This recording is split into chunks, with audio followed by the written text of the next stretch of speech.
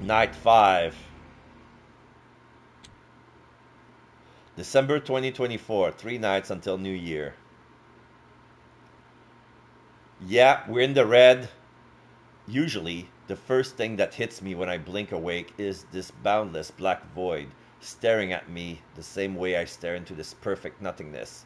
It disappears in a beat, and all I'm left with is this nagging thought that I'm missing something important. I never wake up groggy. I'm wired as soon as the sun dips, like I've been faking sleep all day. Not this night, though. Tonight, exhaustion floods in, overwhelming me like a tsunami. I feel buried alive, suffocated under the weight of murky water. I can't spend another day in Patrick's Haven. Staying there 2 nights a week is really pushing it, even for me. Not that I'm counting on having that chance, given what's in my schedule. Oddly enough, kind of getting used to this pad. It's no risk, but it's got this vibe of safety that I'm low-key desperate for. Patrick's off already, and I loathe to admit it, but having him around isn't as awful as I initially thought. He's just there, lost in the gritty view of the Bronx, playing with his ring like he always does whenever something's bugging him. I take a quick look past him, at the murky, star-scarce sky. Then, a memory crashes in uninvited. It wasn't long after I got turned, like a year back or so.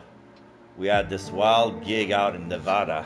Nothing to wax poetics about, but we were road tripping into two RVs, me and Reynard in the lead, the rest of our gang tailing us.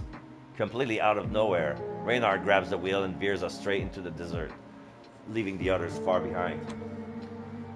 We come to a stop in no time, and Reynard's already bouncing out and scaling the RV to get to the roof. When I'm like, what the actual hell? He just pulls me up there with him. And wow, just wow, this absolute darkness with the sky so thick with stars it could make anyone feel dizzy, I swear to God. Could have kept on loving that life, drifting from state to state with my gang, my family. But everything's gone to hell because of Reynard. So why do I have to be on the one paying for his shit? Why can't I even bring myself to hate him? I pound my fist into the couch. Dust swirls up from the cushion, floating eerily in the dim candlelight. Let's go. They're probably waiting for us already. No shit, let's get this over with. Easy for you to say. Yeah, there's no point in dragging this out and pissing them off even more. Nothing else to do than get my shit together and pray Lady Luck will have my back. Still, it's hard for me to move. It's like I'm glued to the couch. The silence fills the room with all that is unspoken. Then this voice, soft and almost imperceptible, cuts through the veil. Listen, here comes the pity party. If you're gonna start with that, Callie, come down and hear me out, just this once, without interrupting. The shift in tone, it's enough to make me zip my lip, which says a lot. Look, I can't promise you a rosy outcome. No pep talk either, you're too clever for that. What I can promise is that I'll be there for you and do my best to convince the council to let you go. I just nod, kind of dazed. His words, so raw and sincere, anchor me to his moment more than real than ever, providing an odd sort of comfort. Are you ready? Not really, hell no, or absolutely fucking no. Yeah, let's just go.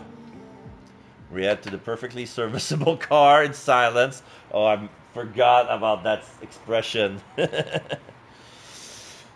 Not gonna lie, I'm gonna miss the old clunker and Patrick's bizarre attachment to it. I shut the door behind me and slump into the seat, too anxious to fill the silence with my usual ramblings. Bad omens, catching up with my favorite console at Elysium tonight. I'm scared shitless, but there's nothing to be done about it. I'm gonna march right into the lion's den. I just hope Patrick stands by me like he said he would. Alright. I'm gonna go to the bathroom. Be right back.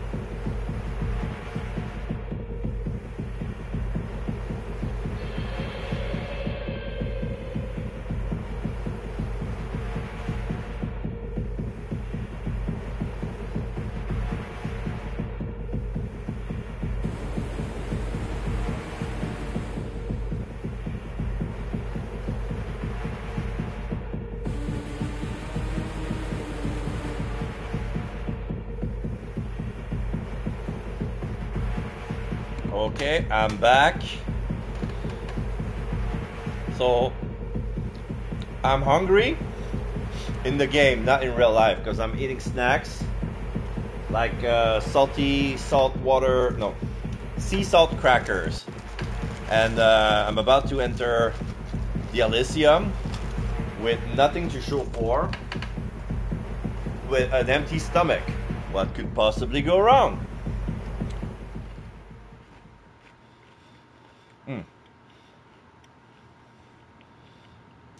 We drive mostly in silence, which suits me just fine. Guess there's not much left unsaid at this point. And really, not much I want to talk about either. Patrick pulls up a few blocks shy of the Elysium, parking in an alleyway shadowed by half-built tenements that looks like they're screaming about urban decay.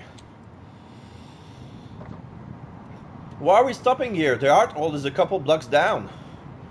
A little walk might do us some good. Clear the cobwebs a little, what do you say? I just nod. Not like walking's gonna change a damn thing, but maybe you'll help me still my nerves from whatever is waiting for at the end of this trek. The walk is quiet, just the crunch of snow underfoot and the looming skeleton of buildings around us, their empty window frames like open mouths howling at the city. They remind me of dead trees, all hollow and eerie as shit. It feels like I'm a character in some cheesy horror movie headed towards a particularly shitty kind of afterlife.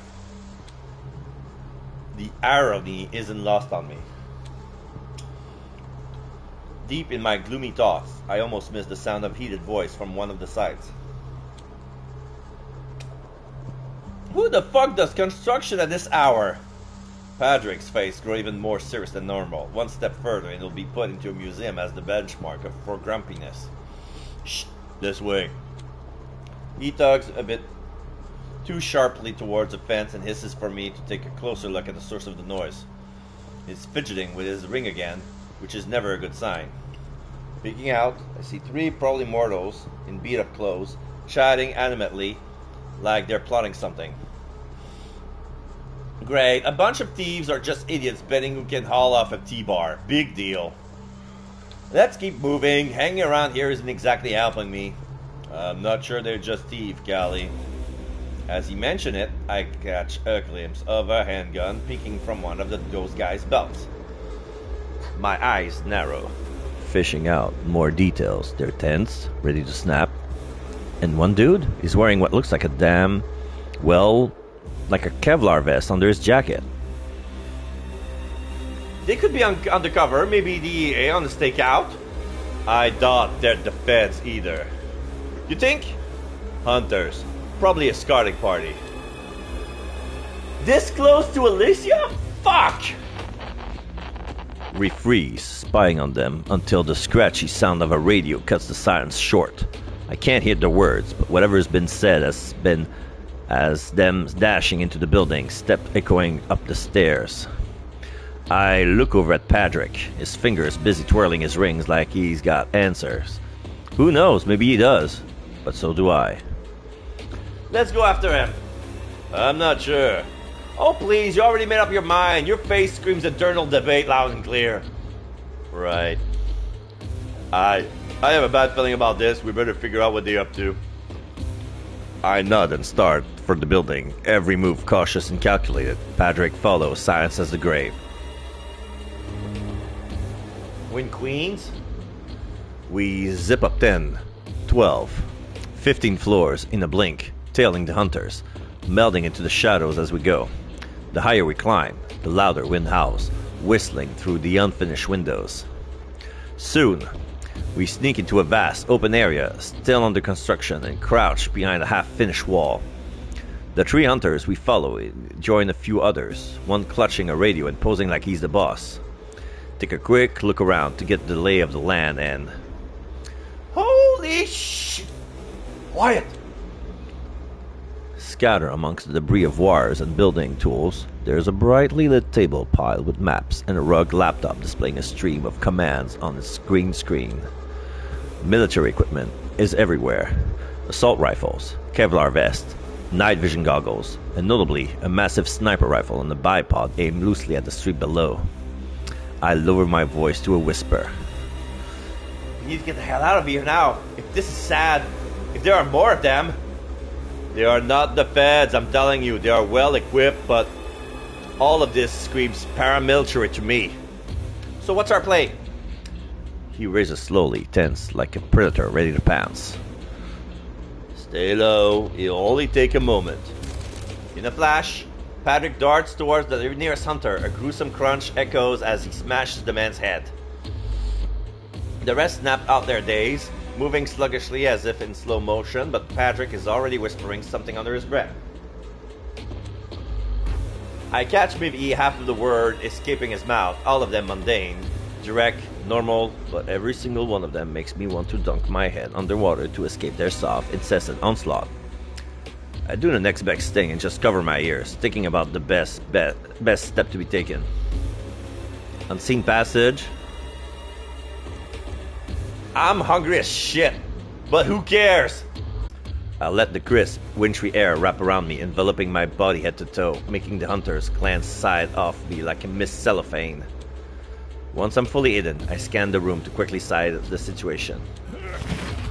Patrick flings the bloodied body of one of the hunters through the air, knocking two of his companions down. Scores 3 with one throw. Impressive, that's 4 down. Where's the last one? The room falls silent, the threat seemingly under control. For the moment, Patrick is on an adrenaline rush, barely noticing what's happening in his surroundings. I dart across the room and spot the final hunter crouched behind a pillar, taser at the ready, poised to strike. I sneak up silently, and just as he jumps out to attack, I knock her arm upwards, directing the taser towards her face. The needle fired with a sharp click, burrowing under her own skin, the electricity sending her into convulsion. She collapses, losing her grip on the weapon. I press my boot onto her neck and hold just in case. Patrick comes over, still pumped from the fight, as I step out of the shadows. I told you to stay back. Oh, screw that! I'm just sitting back while you're hogging all the action. I'm not just sitting back while you're hogging all the action. He smirks slightly, but there's little joy on his face. The flicker on the laptop screen on the table catches our attention, but the real prize isn't even that. It's the pile of documents spread across the counter. Blueprints and masks, aggressively annotated with a Sharpie. A closer look at this paper lays bare the detailed layout of the art hole and its immediate surroundings. Patrick and I lean over the table, exchanging wary glances. Damn, they've mapped out everything. They know the heart hole inside out, down to the last screw. Seems like they've been at this for weeks. Suddenly, through a gap in the wall, I spot some movement on the roof of the building next door. I might have overlooked it if not for the flashlight beam slicing through the darkness. I jerk into action like a cat on hot bricks, grabbing in the sniper rifle propped by the window. Sweeping the gun from side to side, I peer through the scope, surveying the entire neighborhood. What do you see? Hunters! Loads of them! All over the fucking shop! Several other Syrian squad are spread out all around us, all focusing on Elysium, forming a tight net. With multiple squads scattered around, effectively sealing off the perimeter around the art hall. Jesus, we're completely surrounded. Every damn direction is swarming with the hunters. I jerk away from the scope, which clatters against the rough windowsill. What the hell do we do now? Well, we got to alert the council immediately. This is... Just then, a crackle of a patrol member's walkie-talkie cuts through the tension as if on cue. I snatch out the walkie-talkie, straining on to hear the faint voices coming through the static. All units, take your position. Lightbringer, confirm. Your spot. We've moved on to your signal. It's harvest time, brothers and sisters. Let the... drive out the darkness. Over. All hands on deck. Let's teach these fucking leeches a lesson. Over. I glance at Patrick, but he's frozen in place, completely shell-shocked. Don't just stand there, damn it, move! We bolt from the building. It takes me a good minute of a high-speed sprint before I realize that I'm still clutching the walkie-talkie. Ah, shh. No hunters even see us on the way. It's like we are protected by my Lady Luck, or the emissary she has in Patrick, who, with the help of his voices, lead us unscathed throughout all the patrols. We blitz to the entrance of Elysium, fixated on the door, noting the red thermal light is off, a good sign that there's no immediate danger. Suddenly, I'm shoved aside. I land hard on my ass, just in time to see one of Valerie's thugs blocking the door. The hell you think you're doing? You enter on my say-so. Patrick reached down to help me up, but I'm already on my feet, driven by pure, unbridled rage. Get the fuck out of my way! I tried to push past him, but it's like a brick wall, that stubborn, immovable fucking object. What's your fucking problem? You go in when I... Before he can finish, a first cloud with glittering rings, like a knuckle duster, lands squarely on his face, smashing him back against the wall. I shoot Patrick a look. He's fuming. Perfect. We exchange a glance and charge into the heart hole, my caretaker hot on my heels. Our entrance stops the incessant debating dead in its tracks. You could hear a pin drop amidst the shook-off silence. Jaws hit the floor, eyes widen, but the only thing I really noticed is the murderous look the sheriff's throwing our way. I nearly trip over my own feet, but regain my balance before ending up on my knees. A quick glance tells me the room hasn't changed much since my last visit, except for the notable absence of the Anarch Baron. What on earth is this intrusion? You cannot possibly... This is hardly the matter of arrival for someone whose fate is so precariously perched, Ravnos. All they need to do is listen. Just fucking listen. There! The hunt! Can you hear? Can we not just skip the trial? It's obvious she's courting final death here. Everyone just shut the hell up for 1 second. They obviously have a reason. Esteemed counsel, please. You must listen to... I feel a harsh grip on my arm, wrenching its back painfully. Can they just shut up for one? You both are going to regret this. What are your plans for dealing with this, Sheriff? In my domain? Unacceptable! Valerie, seize them! Enough! His voice slices through the chaos, commanding instant silence as if cutting the noise with a blade. Patrick used the moment to push Valerie's dog off me, not too gently. The sheriff let the silence linger, soaking it up until the last whisper lies down. Then he holds it a bit longer before breaking it like a vow. You've let your raven fly, Conroy! His words carry the weight of impending doom, heavy with promised violence. You better have a good reason for this disruption. Exceptionally good. We should not just storm in here, Sheriff. It's... The hunters! There's a swarm of them, armed to the teeth. They're advancing on Elysium. We saw them. The echo of my voice bounces off the walls. Suddenly, everyone's too stunned to speak. The silence drags on and on. Should this bruise be yet another one of your scheme, Raven? I swear. This is preposterous. There's simply no conceivable way that... You've all completely out of your fucking minds. Just listen to her. Their ears are closed, sealed shut. They're too fucking obstinate, too damn rigid in their old tired ways. It's nothing but endless prattle with them, constant yapping of those drunk on their own authority, blind, oh so deliberately blind to the actual dangers looking beyond. We're screwed, every last one of us. Lightbringer, the BFB is ready for launch. Countdown imminent, over. Did the man name this fucking thing or what? Patrick gives me a look, eyeing the walkie-talkie in my grasp. Of course. I straighten up and slam the walkie-talkie down to their oversized, ludicrously grand table. The quarreling stops. They're all ears now, listening to the intercoms. This is Lightbringer. We're green for launch. Initiating countdown. 10, 9. Holy shit, they're actually going to. The sheriff twitches as if ripped out, suspending animation, understanding blooming on his face like blood on broken skin. Evacuate the premises now. Everyone, go, go, go. Just like that, it finally clicks for them. But it's already too late. 6, 5. I bolt, no idea where to, just following the mob in some desperate hope that... 3, 2.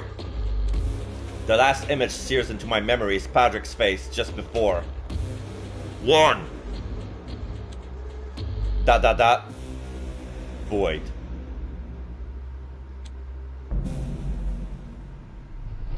The beginning.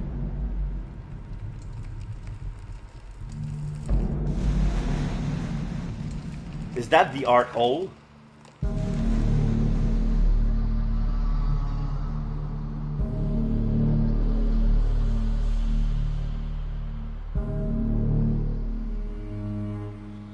A desert rave.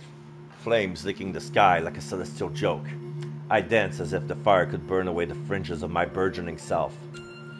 But ash is just a ghost of fire. ... Those moments are so distant now. A festival of fire and freedom. But what does a kindred sink in the flame? Redemption? Destruction? Or reckoning? ...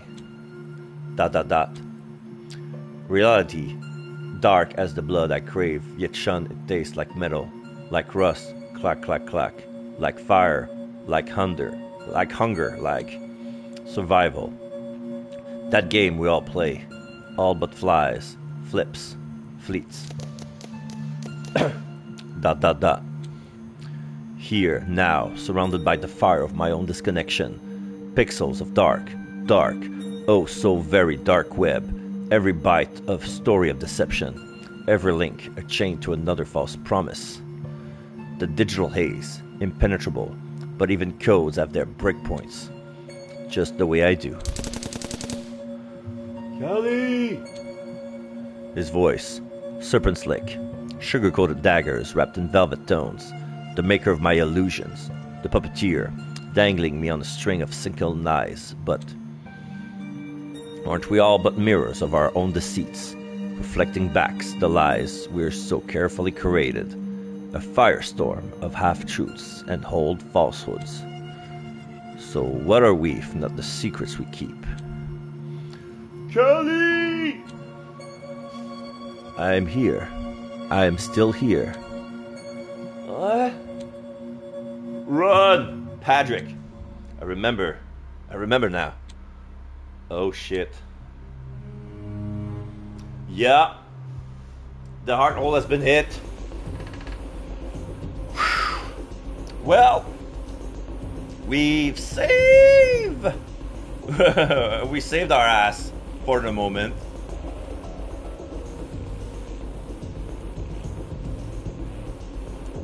Just looking at the mess here. Wow.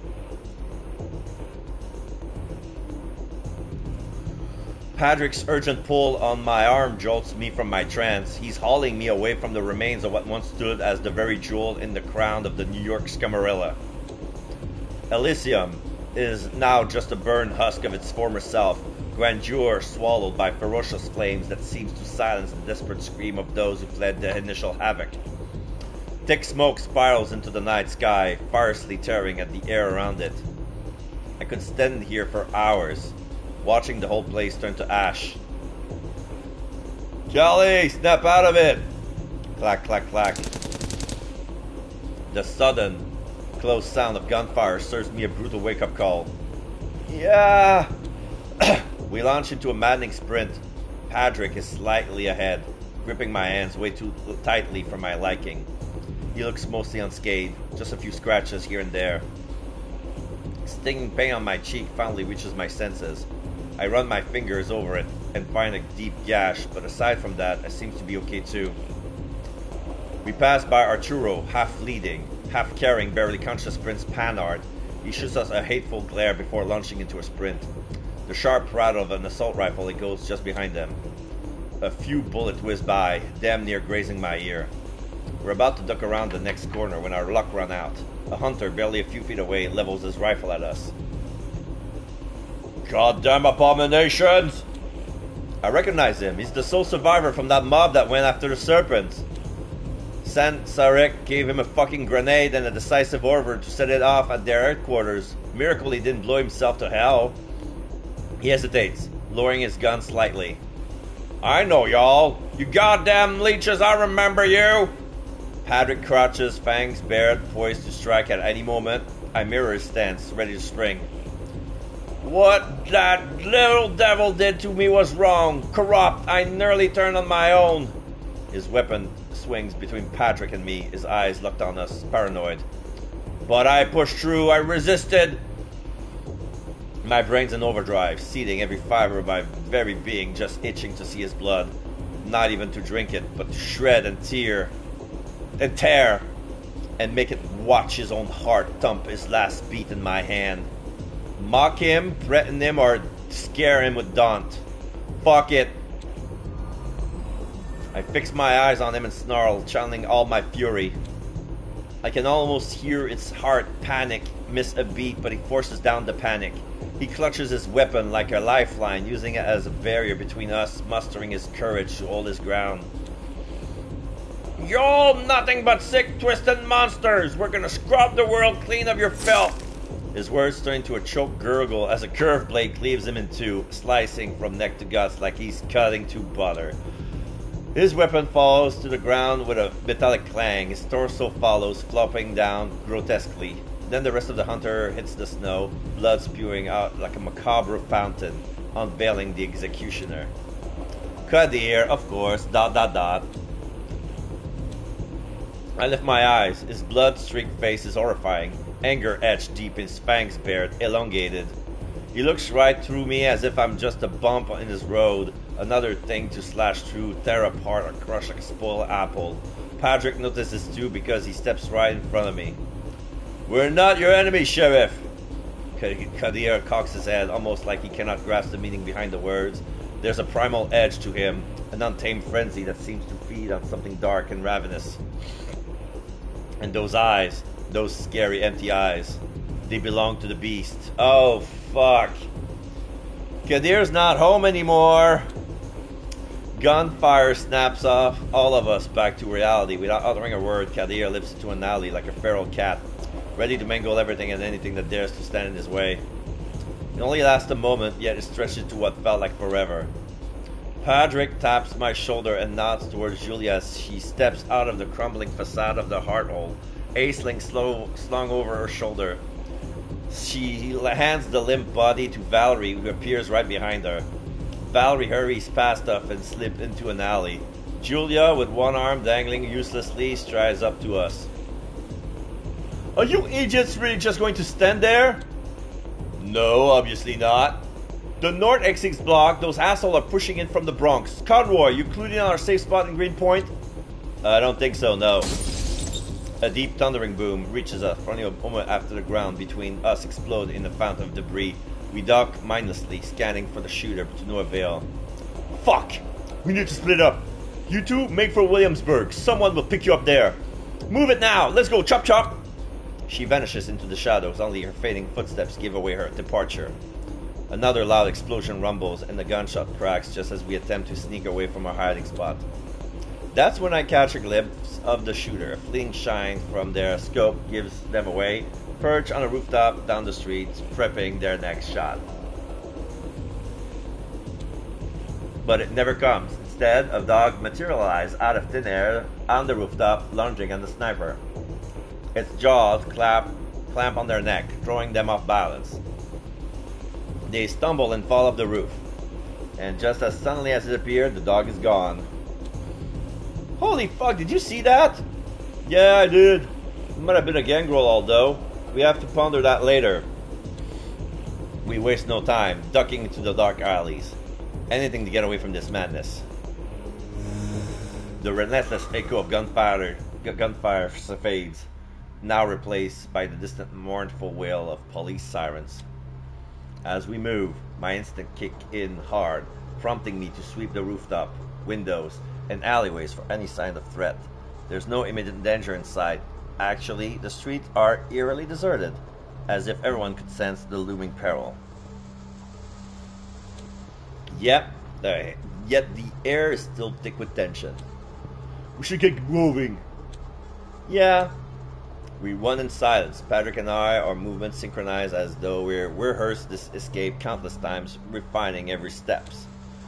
We're supposed to be the predators of the night, and now here we are, the prey, driven by the fear of being hunted. Echoes of agonizing screams still on my ears. Can't feel if they're real or just figments of my imagination. Conjure up to mess with my mind. As we spring through a seemingly safer alley, a hint of burnt gasoline hits my nose. The smell of intense fire when you run the corner, mingling with the fading glow of fire dwindling in the trash can, devouring whatever it caught. Then I trip, sprawling face first into the slush. I lift my hand, seeing them coated in a mix of melted snow, dirt, and blood. I look up, eyes adjusting to the deep light. The alleys is strewn with bodies, hunters judging by their gears. It's deadly quiet. Shit. It's like a grinder run through them. Who? I don't know, but we need to find another way. Something's not right here. Just as he says that, I hear a strained grunt. A whoosh of something being hurled through the air, and the crackle of a igniting fabric. I glance just in time to see a Molotov cocktail flying straight at us from a window above. Patrick, absorbing the grim scene, hasn't seen it coming. Oh, fuck. Time seemed to scrawl to a stop. Multiple things happens at once. Tried to catch it mid-flight, shove Patrick away. Nah! Alright, we're gonna be Daredevil. I squat down, then explodes upwards with all my strength, hurling myself towards the incoming bottle. Out of the corner of my eye, I catch Patrick's shocked expression, his eyes wide in alarm. My fingers stretch out, desperately trying to grab the slick surface of the glass. The burning cloth grazes my skin. The heat is excruciating, but I bite back a scream. Finally, my fingers secure a grip. While still airborne, I spin and throw the bottle right back at the hunter. His face twists in terror as he stumbles backwards into the building. A fatal error. The sound of a breaking glass is quickly followed by an explosion of flames from the window, and the hunter's agonized scream filled the air. I land roughly on my back, the icy, grubby snow numbing the burn on my hand just slightly. The pungent aroma of charred flesh strikes my nostrils, permeating the alleyway within seconds. I'm flat on my back, gasping to regain my composure. Patrick rushes over and pulls me back to my feet. Then, a piercing scream and the sound of smashing glass cut through the silence. Yet another hunter tumbles out of a window, landing with a thud that suggests broken bones. He's followed by a dark, bloody figure that lands elegantly next to him. Oh, of course. Valerie grabs the hunter by the throat, hoisting him up before biting deeply into his neck. She drinks ravenously, her victim's body spazzing under the grip until it finally goes limp. The last twitches fading into stillness. Valerie? She doesn't answer, still high on the feeding craze. Without a word, she spins around and disappears into a nearby building. Moments later, she emerges, carrying unconscious Aisling. Only now do I really see just how badly Aisling is hurt. Her legs are gone below the knees, left arm ripped off of her shoulder, neck savagely torn up. She's covered in vast, ugly burns. It's pretty horrific up close. You're a natural born distraction, little Raven. Yeah, chaos seems to follow me. I sneak a peek at Patrick. He cannot take his eyes off Aisling's wrecked form, like it's digging up some tough memories. Valerie notices too.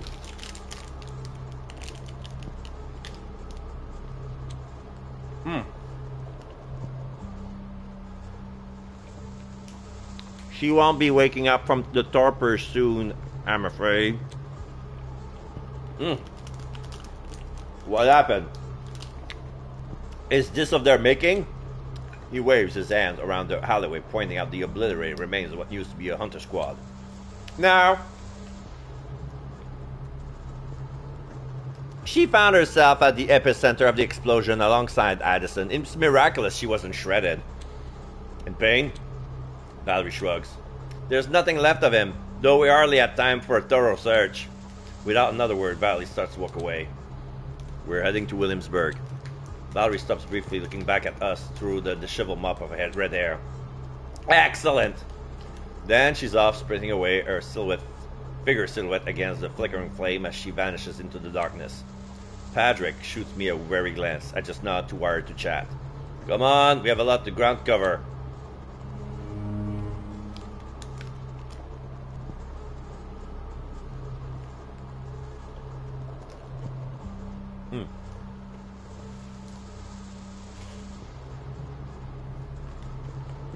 Sorry. After a grueling half-hour march, we take a break near a desolate, abandoned dump. Its landscape cluttered with rubble and crumbling walls. I slump against a chain fence, mustering what little energy I have left when I catch Patrick giving me a vacant stare. What's up? Got something on my face? That was sharp thinking earlier. You're really quick on your feet. His compliment earns him half a smirk from me, buoying my spirit ever so slightly. Yeah, try walking a mile in my boots. You start second-guessing shit real quick. He chuckles, and I can't help but join in. We're laughing like lunatics, the adrenaline making even this lame joke seems hilarious. I guess we both need a break from the gloom. But the laughter is fleeting. A scream shatters the calm, echoing from the direction of the dump. I recognize the voice instantly, and Patrick Grimace tells me he does too. Julia! We sprint towards the source of the screams, eyes peeled for any threat, only slowing as Julia's voices become clear. She furiously swearing at someone, her tones tinged with pain. Standing over Julia is an odd figure, an older man, styled like a throwback of a tacky era, snug jeans, leather jacket, and a ridiculous mustache. Oddly, he's also wearing a priest collar and holding a double-barrel shotgun. Oh shit! She just saved her contact, Father Leonard. For some reason, just the sight of him sends a shiver down my spine, making me want to flee. Of course, he's got true faith. Julia is sprawled on the ground, a combat knife pinning her limb harm, while the hunter's shotgun presses brutally against her throat. Despite her exhaustion, she clumsily reaches for a packet of cigarettes with her free hand. Her voice is gritty but quivers as she speaks. Be a good sport and help me with this stem. I've earned one last drag at least. Oh, okay. No, okay, so the guy with the jacket is actually a hunter. It's not Father Leonard, sorry. Strange hunter. Yeah, he's got a stake on his gun holster. Is putting a round of shotgun shells. Yeah, leather jacket and collar. You know, those things will kill you. Hilarious. Did they teach that wit in the seminary, or does it just come naturally? His movements are slow, calculated, almost serene as he lights Julia a cigarette for her. Something's not right about this guy. We should... Yeah, but let's bide our time. The right moment will come. The hunter's presence is ridiculously oppressive. I can't even move. My limbs frozen with fear. I catch Patrick's eyes and he looks rattled too, fiddling nervously with this ring. Should I run through a comedy routine of my sins while we wait? No need. You're beyond redemption. There's no sin that's there when there's no soul. Oh, Father, I'm as sinful in more ways you can even imagine. Father, I left the clergy a long time ago. Now I follow a different calling. One that has truly deepened my faith, far beyond what the Holy Sacrament could achieve. Well, isn't that a fucking relief? Julia draws deeply on her cigarette, stalling for time. The hunter watches, irritation flickering across his face before he suddenly flicks the cigarette out of her hand. I pity you, creature, like so many other I've dealt with, but there's nothing that can't be cleansed with holy fire, and I have just the remedy. He breaks open the shotgun and pulls a peculiar orange shell from his pocket, his surface marked with a stark DB. Hey, my initials! Demon's Bane! Demon Blood! Consider it an act of mercy. Just get on with it and save me the fucking lectures, will you? The hunter stands, his movement meticulous as he methodically ejects the old shells, preparing to slot in the orange one. I want to leap out, to shout, to stop him, but I can't. I'm paralyzed, rooted in the spot in terror. But Patrick suddenly stands, his voice cutting through the tension. You won't do it! I forbid you! The hunter stops as if struck by lightning, shotgun only half loaded, his wide eyes locking with Patrick's determined gaze. Leave her! Now! His voice boomed, echoing with a thunderous authority that even I feel compelled to obey. So use dominate. That guy used dominate. The hunter steps back from Julia, his actions slow, almost as if controlled by some unseen force. Could Patrick's command have actually worked? Then, in one fluid motion, the hunter draws a 6-shooter. The crack of gunfire shatters the eerie silence. I watch in agonizing slow motion as Patrick gets swept clean off his feet, unable to reach out and stop the inevitable. Time seems to hold its breath, trapping me in the surreal nightmare where the only truth is the piercing agony of seeing my friend fall. Everything fades into a blur except of that piercing ache. And rage, a raw, incandescent fury that defies all odds.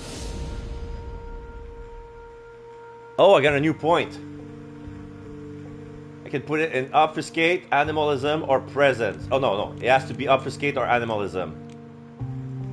Okay, what do I pick?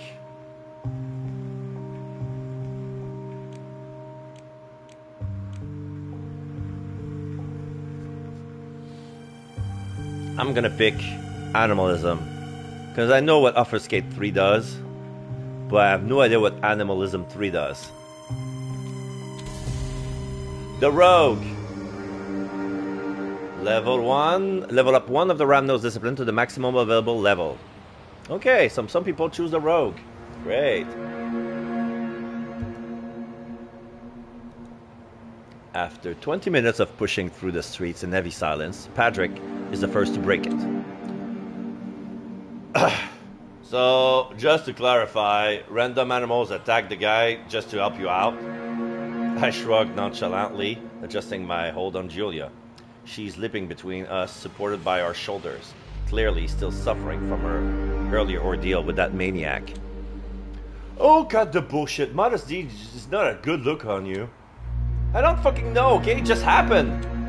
Honestly, I just look at him and wish rats would eat him alive. It's not completely true, and they know it. That priest was so full of conviction, this blind, all-encompassing faith, that it was almost more than we could handle. When Patrick got shot, something I didn't know was within me suddenly awoke from this slumber. The images that flash through my mind are vivid and horrifying. Rats climbing up the priest, eating his eyes out of his eye socket. Stray cats shredding his flesh. Sorry. And a very specific figure to top it all off. A small red cardinal jabbing at his balls. I don't know why. That's precisely what went down. Julia saw it. Patrick didn't. The alley teemed with stray animals and rodents, all instinctively compelled to devour the fucker, frenziedly tearing at his body until his last wheezing gasp. But they don't need to learn the behind the scenes of it all. Callie, that's twice you've saved us tonight. I'm at a loss for words. Yeah, whatever, don't sweat it. Look at you two, the very pictures of sappiness. Disgusting. Move it, we're nearly here. We dragged Julia all the way to Williamsburg without any further trouble. But as we reached the safe house, instead of the expected sign of relief, a new kind of unease raises the hair on my neck. Like I've just made a grave mistake. Oh! The hunger lower down. What happened? The hunger is back at 1. Nadir, interim Elysium. We made it, I don't know how, but we did it, and now let the chips fall where they may. Alright!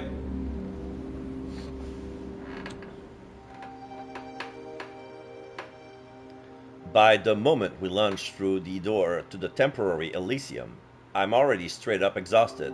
Julia practically sloughs off my shoulders and crumples to the floor, while I crouch down next to her and put my head between my knees. But while I just try to calm down the panic that has been keeping me hot wire the past few hours, she moves her only working arm, pulling out a lighter and a pack of smokes, and trying to retrieve a cigarette from it. Fruitlessly, I might add. Oh, shit. Give me a hand here, would you? Without a word, I place a cigarette between her lips and light it up. She takes a long drag, staring emptily at the ceiling. Patrick limps over, pats me comfortably on the shoulder, and plops down beside me, equally as worthlessly. We're all simply exhausted. So much has happened. So much has changed. So much has gone to shit. More and more people trickle in, bringing whispered news. Most of the assembled kindred managed to escape just before the explosion hit. Some are injured to some extent, greater or lesser, but in the end, they got away with their own lives just fine. Prince Panar got the rough end of it though. I mean, she's still in one piece and conscious, much more than I can say about Aisling, but her injuries were pretty severe. She'll need a few days to fully recover, but should be back on her feet in no time. Aisling, however, well, her wounds are as critical as it can be. It's unclear how long it'll be before she emerges from torpor. Meanwhile, Addison Payne and his servant were nowhere to be found, with only the abandoned wheelchair left behind as a clue. There's a rising commotion in the background, but I don't even feel like lifting my head to see what it's all about. The sound reached my ears as if my head has been plunged underwater and I'm suffocating in it.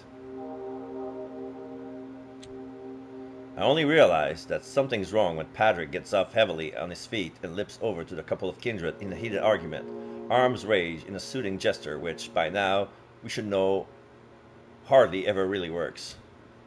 Fucking hell, all we need is a pointless kindred scuffle. I'm about to drag myself up to go make sure Patrick keeps his head attached to his shoulder and teeth where they belong when the door opens with a loud thud. Cut it out, all of you! Kadir. Silence engulfed the room, as if all of the air has just been sucked out of it. Only Julia, unperturbed, takes another drag of her cigarette and lazily blows the smoke out. Kadir and Valerie strides into her temporary shelter, looking like they've been through hell. They are covered in blood, clothes dirty and ripped in places, while multiple gashes and scratches mark their skin. They seem otherwise relatively unharmed. Kadir moves to the center of the room, standing tall with his shoulders squared and jaw set. Every conscious eye follow him like a hawk. Our defense turned offense was successful. We have managed to rout the remaining assailant with no further losses on our end. Valerie joins in, standing at attention, hand clasped behind her back. We were not followed to his location, and since this Elysium is freshly established, its whereabouts remains secret. We may rest assured that we can secure here for the time being. Kadir surveys the room with a stern gaze, brows furrowed, and furrowing even deeper at the sight of Patrick and me. For the moment, however, he barks an order to one of his hounds. You! Give me a complete status report on everything that occurred in our absence. Yes, Sheriff. He launches into a brief recounting of all that happened while Kadir and Valerie went on their murderous rampage, tallying up the dead and wounded. Kadir remained unmoved throughout, rooted onto the spot in this weird manner where he seems to be held back by the very fury that yearns to propel him forward. This is what, the third time I'm seeing him in my old life, and I've never been more certain. Kadir is the most terrifying kindred I have ever met. I'd rather claw my way out through a mile of brick rather than be stuck in a room alone with him. Sense the beast, take a closer look, or shake it off.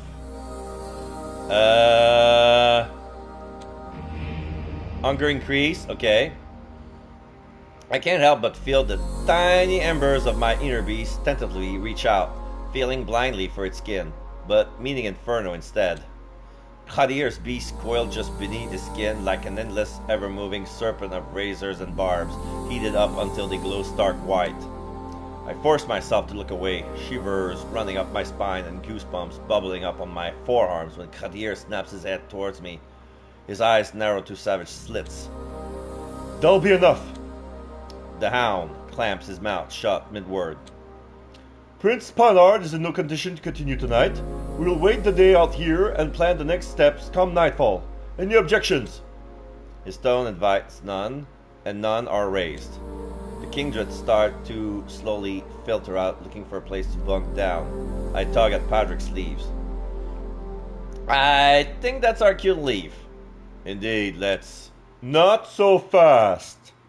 In the blink of an eye, he steps right into our path, and even though Patrick is just as tall as he is, Kadir towers over us both, his very shadow smothering us in his embrace. He tosses a look sharper than his blade. Your arrival at the cusp of the attack seems far too miraculous for my liking. I cross that threshold of exhaustion which leads to getting surprisingly wired as I bristle at his word against my better judgment. What's that supposed to mean? We're literally saved your asses. Perhaps, perhaps not. We will sort that out tomorrow night. For now, I think I've got you just the right place to rest. You, take them to the basement cell. A cell? You can't be serious. One push from the sheriff is enough to push me back into silence. Neither Patrick nor I protest as we're escorted down in a clean, unused, brand new cell. We do, however, exchange a few whispers. Got any clever plans to get us out of this mess? Preferably without pushing us straight into another? He just sighed tiredly. Why don't we hold off on the bickering for the evening? I really need to rest, and you should get some too. How the hell am I supposed to rest with all this fucked up dream playing on loop? Well, no need for being dramatic, Callie. We have survived a veritable nightmare tonight. How much worse can it get? How much indeed? At least the cell is sunproof. It's a small relief to have one less thing to worry about. A few days ago, Paying servant. Dark cellar. a few more sips, Edison. There, done. See, that wasn't so hard, was it? Oh my god. They make the servant look sus.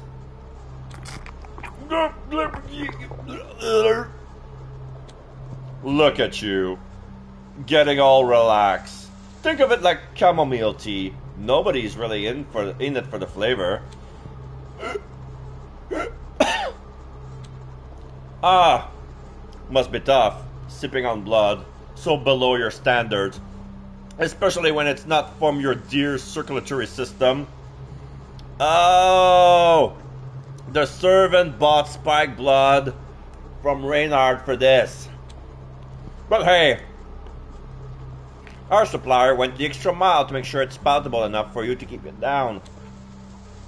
I've been told finding your type with just the right resonance is a bit of a task.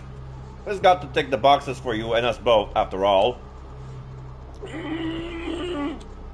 Oh, I'm afraid we'll have to continue this charade for a little while longer.